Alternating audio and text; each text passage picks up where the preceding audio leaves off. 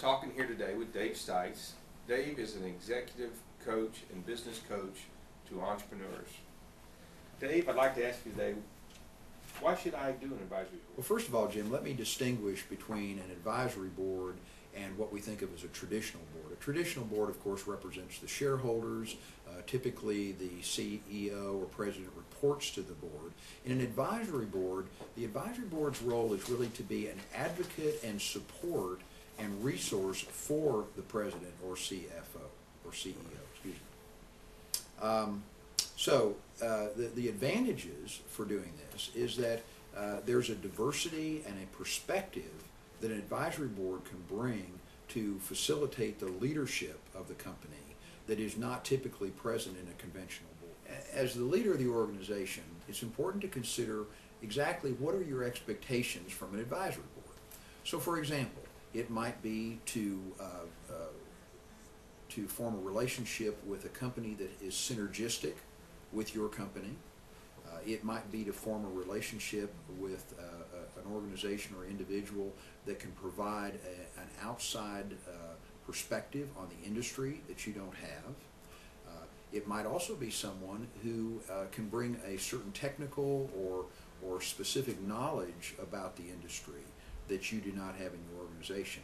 So the first thing you want to do is be really clear on what your expectations are from an advisory board. Dave, now that you've convinced me to form an advisory board, how do I go about doing so? Well, the best place to begin looking is to design what it is, the typical profile. Before you start looking at the individuals you know, develop a profile of what you're looking for. So, do you want diversity by industry?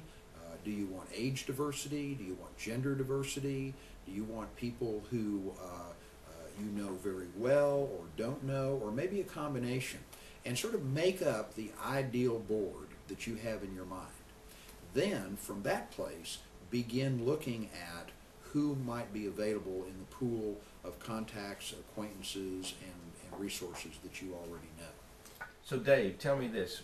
Should I put my attorney or CPA on my advisory board? That's a good question. Typically, when you consider advisory board members, it is good to have people who you know and trust to a certain degree. And obviously you know and trust and have a relationship with your CPA or your attorney. One thing to keep in mind is they naturally, as a provider for your organization, they will have somewhat of a bias. So to the extent that they can remain objective, I would say yes, bring them on the board. Is there a certain amount of vulnerability on the owner's standpoint by forming this advisory board? Well, the vulnerability piece is for the leader or owner to be open and candid with the board. As far as the liability of it, there really is no liability because the advisory board really has no voting say or legal say in the operation of the company. So Dave, tell me, how do we go about recruiting these board members and what kind of commitment do they have to make? Well, Jim, now that you have the profile and you have the pool of possible candidates, one thing to decide is how many do you want on the board, and a typical advisory board ranges from, say, a minimum of 4 to a maximum of 6 or 7. That would be a good number to work with. And then you begin to say, well, what is it you expect? You contact them and be real clear with the person when you sit down with them what it is that you're expecting, what it is that their participation looks like in terms of meeting frequency, who the other members might be, what they would be expected to do between meetings and so forth, and give them some idea of what that participation looks like. You typically explain to them how many meetings you would have in a year. You'll decide that ahead of time. And as you begin to lay that out, they begin to get a sense of whether or not they can make this kind of commitment. So Dave, do you set the dates up front? Typically we do, because the members are on their own typically very busy people. They have full agendas already, and yet if they know, let's say on a quarterly basis, that there is a meeting date already set for the year, and typically 12 months in advance, then they can kind of work their schedules around it. I've seen that work the best with my clients.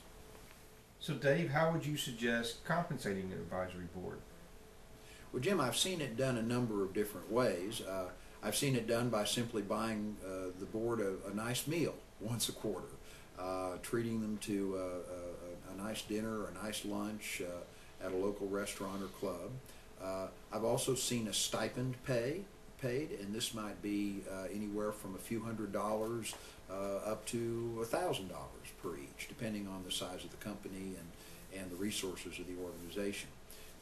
I've also seen cases where some restricted stock is given to the advisory board members. That's another way, again, depending on the context of the company, the stage of its growth, and what they anticipate in the future. So there are a number of ways to do it.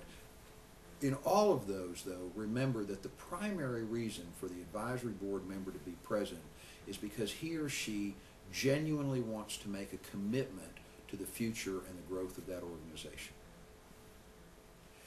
One element of being on an advisory board that I wouldn't want underestimated, and that is time and time again, advisory board members tell me that they get more from being on the board than they give. They hear perspectives of their peers that they don't normally hear. They get ideas, they get inspiration, they get information about the marketplace, and they get perspectives themselves just by being an advisory board members. And that's worth the cost just by itself. So Dave, how does a typical meeting function? Well, typically this is as I said before, it's a pre-scheduled event. So everyone knows where and when it's going to be. It's usually either a lunch meeting that goes into the late afternoon, or it can be an early dinner meeting that goes into the early evening. And so it's typically at a restaurant, in a private dining area, or it's at a club in a dining area. Obviously it has to be somewhere that's quiet, where you can have an uninterrupted conversation, and where issues of food and drink and so forth is provided, and no one really has to worry about it. Okay, so meetings last usually somewhere between 3 to maybe 4 hours, depending on how full the agenda is for that meeting. And it's a good idea to publish an agenda in advance, so if there's any preparation or reading that the members have to do, they can do it and be prepared to participate in the meeting. That's a typical meeting. Now remember too that the expected outcome of the meeting is for the leader to get some recommendations, to get some advice, to get some perspective. So it's not really a decision-making meeting as you would have in a traditional board meeting, where you vote and make motions and take minutes and that sort of thing. So Dave, how do I communicate with the board members in between the meetings, and how do I keep them engaged with what I'm doing? Good question.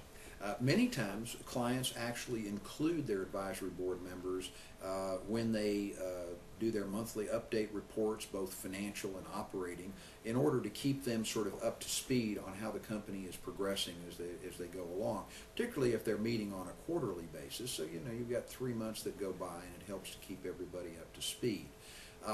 I see boards communicate a lot with email, because it's a good informational source, and most everybody is using email these days. That's a primary thing. But I also see boards that once they develop the trust and the openness amongst the members, there's a lot of communication that goes on between board meetings.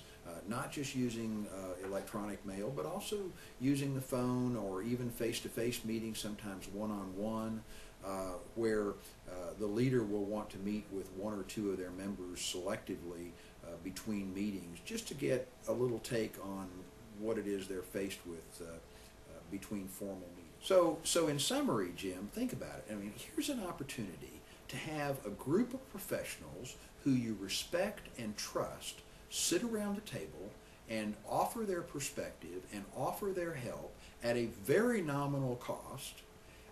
All they want you to do is to succeed. I mean, how can you lose on a deal like that?